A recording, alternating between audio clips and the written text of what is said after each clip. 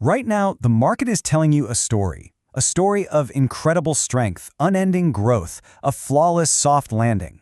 But underneath all that noise, underneath the all-time highs, there's another signal, and it's getting louder. It's a signal that suggests the very foundation of this rally is built on, well, a statistical illusion. Today, we're going to look at the data that everyone seems to be ignoring, and we're going to follow the money that's quietly getting ready for the moment that illusion disappears. All right, let's just dive right in. I mean, look at this. The S&P 500 is touching heights that honestly seemed impossible just a little while ago. And the whole story is about this incredible economic resilience, all fueled by what looks like an unstoppable AI revolution. On the surface, it's a perfect picture. But you know, whenever everyone in the market agrees on something this strongly, that is the exact moment you have to start asking the hard questions. And when you do, you find a paradox that you can't ignore. And this is where that official story just starts to crack. Now look, that quote, that's not from some random market bear on social media. That's the chairman of the Federal Reserve, Jerome Powell, quietly admitting that the very job numbers propping up this strong economy narrative, they might be completely wrong. Not just off by a little bit, but systemically overstated month after month. What that means is the economy could already be losing jobs, and the Fed might be making huge policy decisions based on data that isn't real. And this is where we see what's actually happening on the ground. While the government's models are painting this rosy picture, the Challenger report, which tracks actual layoff announcements from real companies, it's telling a totally different story. A 183% jump in layoffs in a single month. We're seeing job cuts on a scale we haven't seen since the 2008 financial crisis. This is a massive, massive red flag. The official numbers are looking in the rearview mirror, but the real-time data, it's screaming a warning. So this leads us to the central question of this whole breakdown. If the labor market is a ghost, if consumer sentiment is in the absolute basement, and all the leading economic indicators are flashing bright red, what in the world is fueling this disconnect? What invisible force is holding all of these asset prices at these extreme valuations? We're going to peel back the layers, and we're going to find the answer. You know, it's in this gap, the gap between what we're being told and what's actually happening. That's where you find the biggest risks, but also the biggest opportunities. And tracking these subtle shifts before they hit the front page of the news, well, that's the entire reason we're here. So let's start with the foundation of this entire story, the labor market. This is where the whole illusion begins, and it's warping our entire understanding of the economy's real health. So what is ghost employment? Well, it all comes down to this statistical tool that the Bureau of Labor Statistics uses. It's called the birth-death model. And what it does is it essentially guesses how many jobs were created by brand new businesses that they haven't had a chance to survey yet. Now, during stable economic times, it works okay, but at major turning points, it just keeps extrapolating from the past, creating phantom jobs in the data. Powell himself suggested this model could be adding 60,000 non-existent jobs every single month. By the time they finally revise the numbers a year from now, the economic damage from bad policy decisions, it's already done. And look at the kinds of jobs that are being lost. These are the jobs that really fuel our consumer economy. This is not your grandfather's manufacturing recession. This is a white-collar recession. The layoffs are hitting high-paying jobs in tech, in finance, in media, and they're being driven by something called agentic AI. That's AI that can't just analyze information, it can actually take action and complete complex tasks all by itself. We're talking about AI that can do the work of coders, paralegals, even middle managers. And when you pull these high earners out of the economy, it's not just their jobs that vanish. It's their spending on literally everything, from new cars to family vacation. And this leads us directly to one of the most, frankly, dangerous charts in the market today. The University of Michigan's Consumer Sentiment Index is sitting at recessionary lows. People feel broke, and yet the stock market is partying at all-time highs. This is the single largest divergence between Wall Street and Main Street in modern history. And you just have to ask yourself, which one is more likely to be right? Because historically, gaps this wide don't close because the consumer suddenly feels rich. They tend to close when the market has a very sharp correction, pulling it back down to reality. And that's the headline number. But the real story is always in the details. So now we dig deeper. Okay, so if the economy is actually weaker than it looks, what's being done about it? Well, instead of addressing any of the root causes, we're just seeing this wave of, let's call it, clever financial engineering. These are policies designed to create the illusion of prosperity, but they come with some seriously dangerous side effects.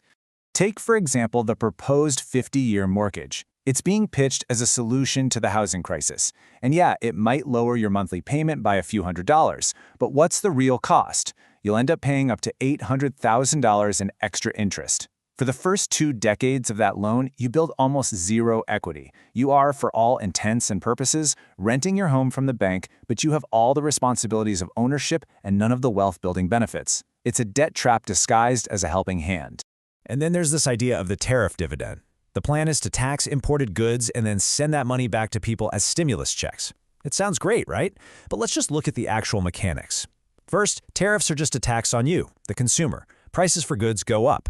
Then you inject stimulus checks into the economy, so what do you have? You have more money chasing fewer, more expensive goods. The result isn't prosperity, it's an inflationary spiral that forces the Federal Reserve to keep interest rates painfully high, which chokes off any chance of real economic growth. If this is the kind of breakdown you don't usually see, that's intentional. We believe in showing the mechanics, not just the headlines. Subscribing is just the simplest way to make sure you don't miss the next one. All right, now for the most important part. Let's look at where the money is actually going. We've seen the shaky foundations of the real economy, but what are the smartest investors doing? Are they buying this optimistic story? The data couldn't be clearer. They are not. They are selling. What we are witnessing is a classic distribution phase. You have retail investors, driven by a powerful fear of missing out, pouring money into index funds like SPY and QQQ at record rates. And at the exact same time, you have institutional investors, corporate insiders, rotating into cash and short-term bonds at a record pace. So here's the crucial point. The institutions are de-risking, and they are selling their assets to the retail investors who are just now arriving at the party. Retail is providing the exit liquidity. But there's an even bigger, more hidden risk lurking just under the surface. It's called the yen carry trade. For years, massive hedge funds have been borrowing money in Japanese yen at basically 0% interest and using it to buy high-yielding U.S. assets like tech stocks. This creates trillions of dollars in artificial demand for U.S. markets, and it artificially suppresses volatility. Think of it like a dormant volcano that has kept the market strangely stable. But what happens when that volcano finally erupts? And this right here, this is the sequence that keeps central bankers awake at night. The Bank of Japan is finally being forced to raise interest rates. As they do, the yen strengthens. This triggers margin calls on all of those loans. Now, to cover those calls, traders are forced to sell their U.S. assets, not because of U.S. fundamentals, but just to pay back their Japanese loans. This becomes a self-reinforcing doom loop. The more they sell, the stronger the yen gets, triggering even more selling. It is a liquidity cascade that could ignite a global crisis completely outside of the Fed's control. Understanding these hidden connections, these second and third order effects that are actually driving the markets, that is the entire game. So, after all that, what does it all mean for the future? We've seen the ghost labor market, the policy mirages, and the smart money all heading for the exits. Now let's put together a strategic playbook for what could be coming in 2026. Well, the hard data confirms the thesis. The CAPE ratio, which measures valuation over a 10-year cycle, is at a level that's only been surpassed once before, at the absolute peak of the dot-com bubble. The Buffett indicator, which compares the total stock market value to the entire country's GDP, shows a market that is completely, totally disconnected from the real economy it's supposed to represent. We are priced for a level of perfection that simply does not exist. So how do you even navigate a market like this? Now, this isn't financial advice, but it's a look at the logical conclusions from the data we've just walked through. The biggest risk it seems to identify is that broad market exposure through passive index funds like SPY, which are dangerously concentrated in just a few megacap names. This suggests a much more selective approach is needed. For instance, a company like Amazon is building a defensive moat by developing its own custom AI chips. This could insulate it from what some are calling the NVIDIA tax, the really high and rising costs other companies have to pay for the hardware to run their AI. On the defensive side, you have staples like Clorox and J.M. Smucker, companies whose products have inelastic demand. People buy them no matter what the economy is doing. And finally, it suggests real caution around stocks like NVIDIA. It's a phenomenal company, no doubt, but its current stock price seems to be pricing in a future of growth that is almost mathematically impossible to actually achieve long-term. In the end, most people just watch the markets go up and down. This channel is for the people who want to understand the deeper forces that explain why they move. If you want to stay ahead of that curve, this is where that work continues. And so we end with just one final question. As this great divergence plays out with smart money methodically de-risking and retail investors flooding in with a fear of missing out, who do you think will be left holding the bag when the ghost jobs in the economy are finally officially revised away and the market is forced to confront reality?